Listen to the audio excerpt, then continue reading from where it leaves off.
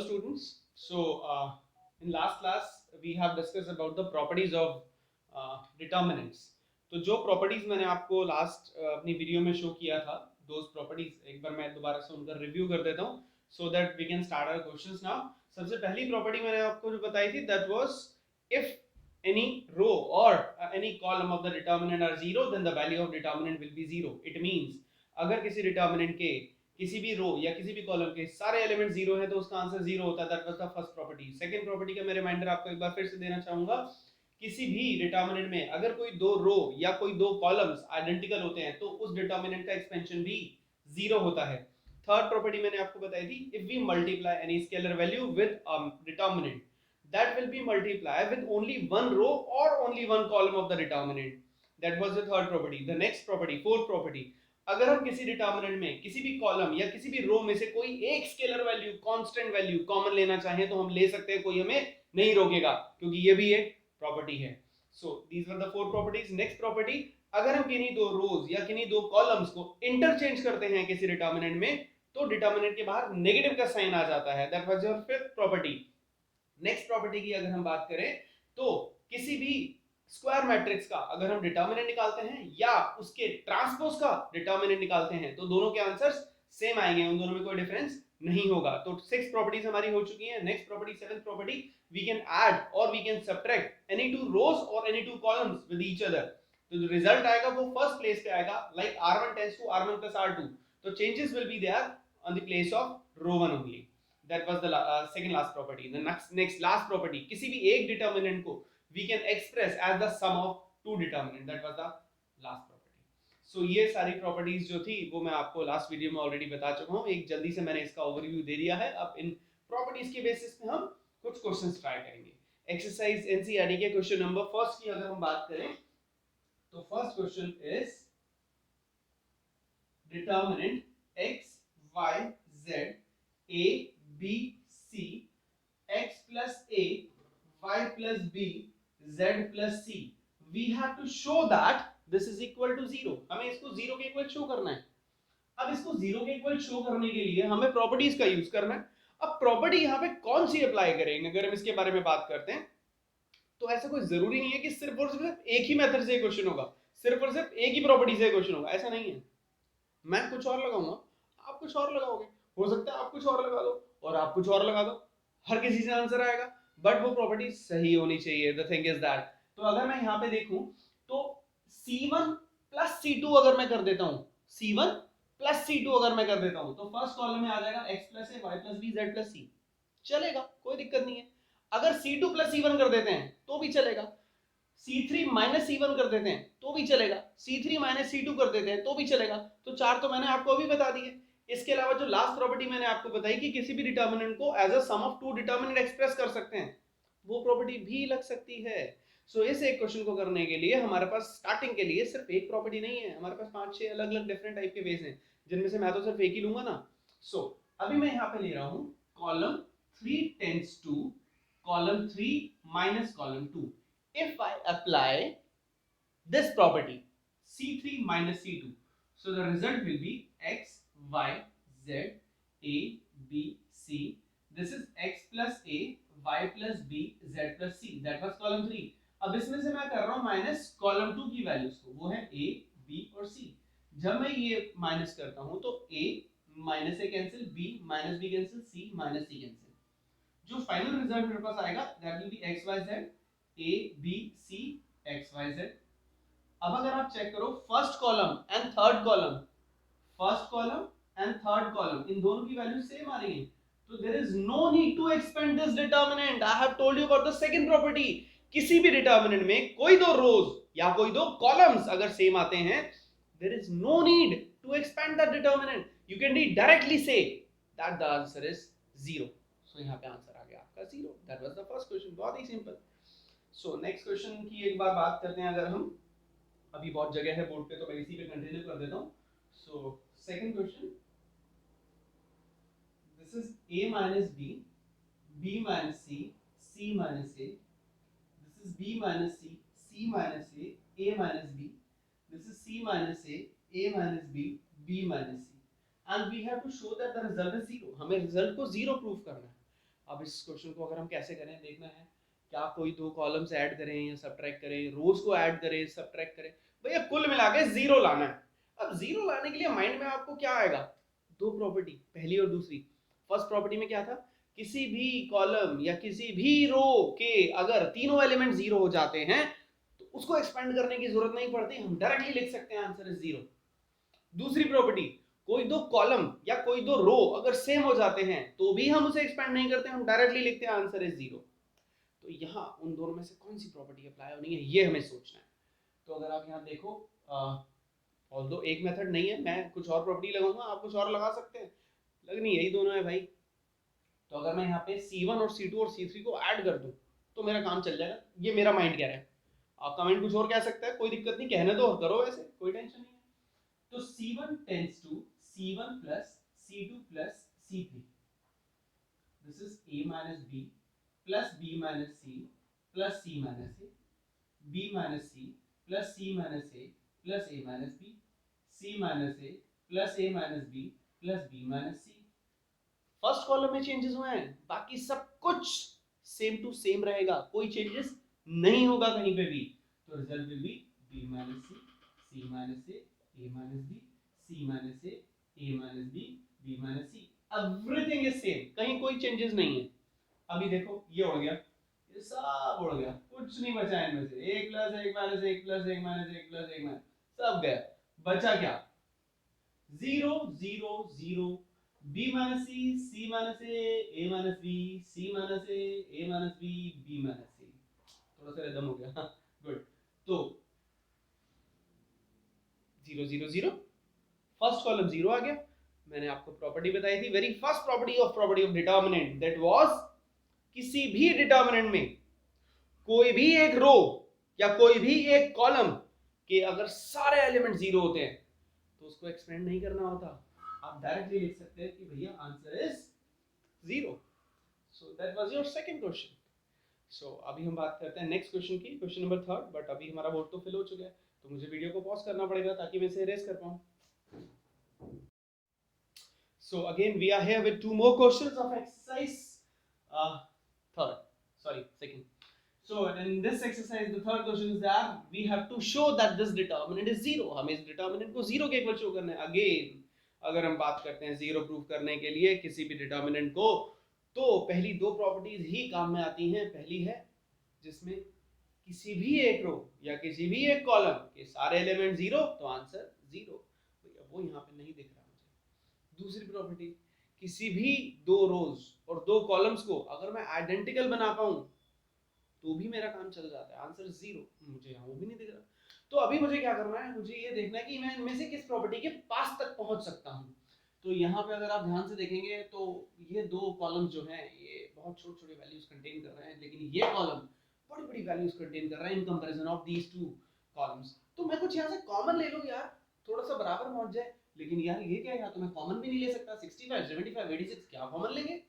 तो अब मैं यहाँ पे कुछ ऐड या कुछ सब्ट्रैक्ट कर दूं, मींस दो रोज को ऐड या सब्ट्रैक्ट या दो कॉलम को ऐड या सब्ट्रैक्ट कर पाऊं जिससे कि कुछ कॉमन आ जाए, मुझे ये सोचना चाहिए यहाँ पे। तो मैं ऐसा क्या करूँ, मुझे लगता है कि अगर मैं कॉलम 3 में से कॉलम 1 को अगर माइनस कर दूं तो मेरा काम चल जाना चाहिए, करके देखते हैं, लेट्स सी।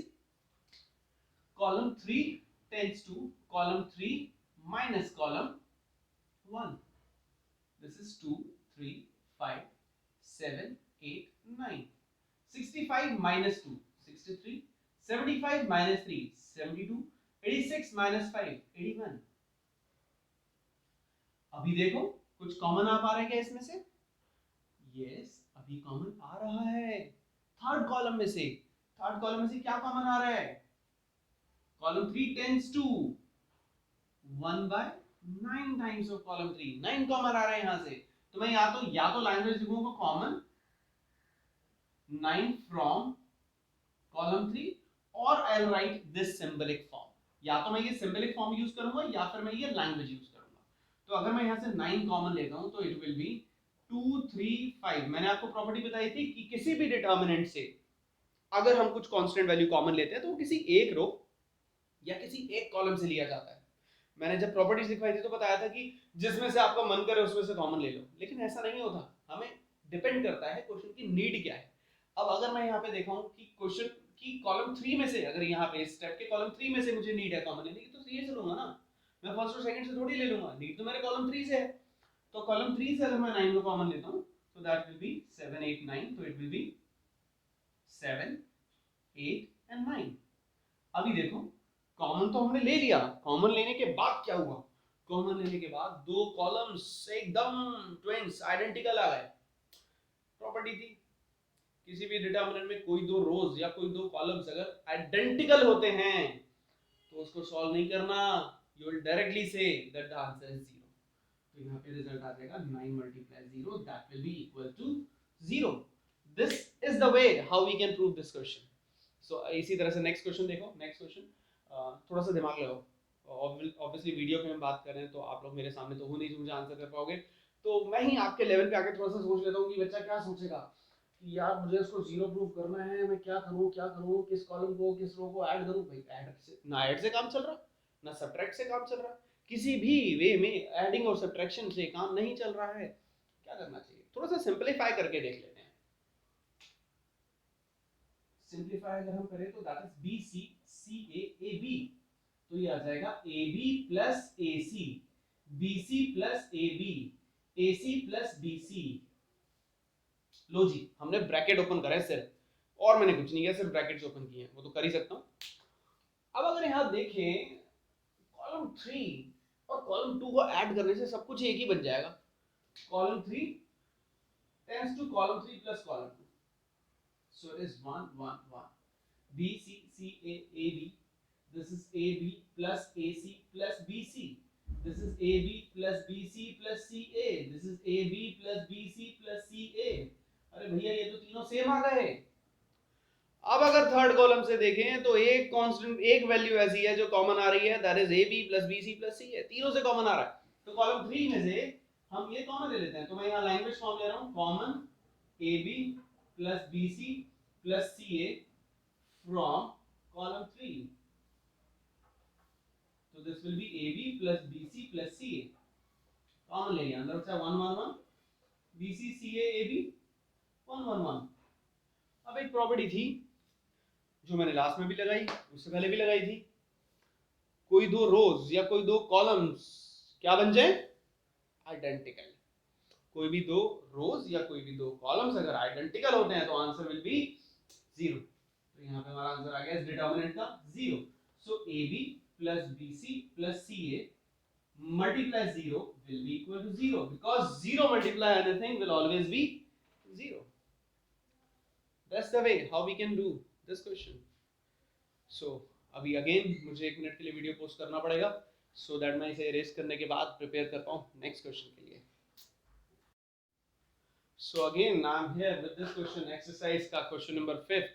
अच्छा क्वेश्चन है, इंपॉर्टेंट क्वेश्चन है, वैसे तो सारे इंपॉर्टेंट क्वेश्चन है लेकिन ये कुछ थोड़ा सा स्पेशल टाइप का क्वेश्चन है। अगर मैं यहाँ देखूँ तो मुझे इसको 0 के इक्वल प्रूव नहीं करना, अभी तक जितने भी मैंने क्वेश्चन करा सब में 0 प्रूव करना था, तो हमारा माइंड यार वहीं तक पहुंचा, पहली दो प्रॉपर्टी उठा लो और में से कोई ना कोई लग जाएगा। बट यहाँ पे हमें से 0 नहीं प्रूव करना है, एक डिटरमिनेंट को दूसरे डिटरमिनेंट के इक्वल प्रूव करना है। तो अब इस केस में अगर मैं बात करूं कि मैं ऐसा क्या करूं, देखो मेरे डबल वैल्यूज हैं, यहाँ सारी सिंगल वैल्यूज हैं, तो मैं क्या करूं कि यार ये डबल वैल्यू से सिंगल वैल्यू में कन्वर्ट हो जाए। सो अगर मैं यहाँ पे रोज में प्रॉपर्टी लगाऊं, रो 1 माइनस रो 2 माइनस रो 3, लगा के देखो, रो 1 माइनस रो 2 माइनस रो 3, या फिर रो 1 प्लस रो 2 प्लस रो 3 से भी हो जाएगा, दोनों से हो जाएगा, जो आपका मन करे वो लगा देना। रो 1 टेंड्स टू, मैं यहाँ प्लस लगा देता हूँ, रो 1 प्लस रो 2 प्लस रो 3। अगर मैं रोज को ऐड करता हूँ तो it will be twice of A plus B plus C, twice of P plus Q plus R, twice of X plus Y plus Z. तो this is C plus A plus B, R plus P plus Q, X plus Z, X plus Y. Minus से भी चल जाता, plus से भी चलेगा, आगे देखते नहीं चलेगा तो क्या होगा, रब करके दोबारा कर लेंगे, क्या फर्क पड़ता है, ट्राई तो मार रहे हैं। अगर यहाँ से 2 कॉमन लेते हैं तो will be having a plus B plus C, C plus A plus B, this is p plus q plus r, this is r plus p plus q, this is x plus y plus z, this is x plus z, x plus y. अभी अगर आप ध्यान से देखो, कैसे देखो, ध्यान से देखो, तो फर्स्ट रो में जो एलिमेंट्स हैं वो a plus B plus C है, सेकेंड रो में जो एलिमेंट है वो c प्लस है और a प्लस बी है. अगर मैं r2 माइनस r1 कर दूं, r3 माइनस r1 कर दूं, ये दो प्रॉपर्टी अगर मैं लगा दूं तो ये सारी वैल्यू सिंगल में कन्वर्ट हो जाएंगी. करके देखते हैं कैसे. r2 tends to r2 minus r1, r3 tends to r3 minus r1. अगर ये प्रॉपर्टी अप्लाई करते हैं तो it will be a plus b plus c, p plus q plus r, x plus y plus z. अब c plus है minus b minus c, तो बचेगा minus b. r plus p minus q minus r, तो बचेगा minus q. x plus z minus x minus y minus z, तो बचेगा minus y. So similarly जैसे मैंने प्रॉपर्टी r2 में अप्लाई की, वही सेम प्रॉपर्टी में अगर r3 में जो है लिखा मैं अप्लाई करता हूं, तो that will be a plus b minus a minus b minus c, तो it will B minus c. p plus q minus q minus r, तो it will B minus r. x plus y minus x minus y minus z, तो it will B minus z. कैसा लगा दोस्तों? बढ़िया है ना? सब question ऐसी बढ़िया बढ़िया है. तो अगर मैं यहाँ पे इसके इसके बाद first row, second row, third row को ऐड कर दूं, row 1 tends to row 1 plus row 2 plus row 3, तो it will be a plus b plus c minus b minus c, तो बचेगा a, यहाँ बचेगा b और यहाँ बचेगा x, minus b minus q minus y minus c minus r minus z. अब एक प्रॉपर्टी मैंने भाई और बताई थी आप लोगों को कि किसी भी डिटर्मिनेंट की, किसी भी रो, किसी भी कॉलम से हम कोई भी एक कांस्टेंट वैल्यू को कॉमन ले सकते हैं. तो अगर मैं यहाँ पे सेकंड रो और थर्ड रो में से देखूं तो माइनस कॉमन आ रहा है यार, दो माइनस आ गए, एक यहाँ से आ गया, एक यहाँ से आ गया, तो माइनस माइनस क्या हो गया? प्लस. तो it will B minus 2, not minus 2, will say minus 1 and 2. दो बार कॉमन लिया इसलिए मैंने दो बार लिखा. So it will be a b x. This is not, that was not b, that was p, sorry. This is a p x, this is b q y, this is c r z. अभी एक बार हम check करते हैं जो हमें proof करना था वो क्या था. 2 क्योंकि माइनस माइनस तो प्लस ही हो जाएगा.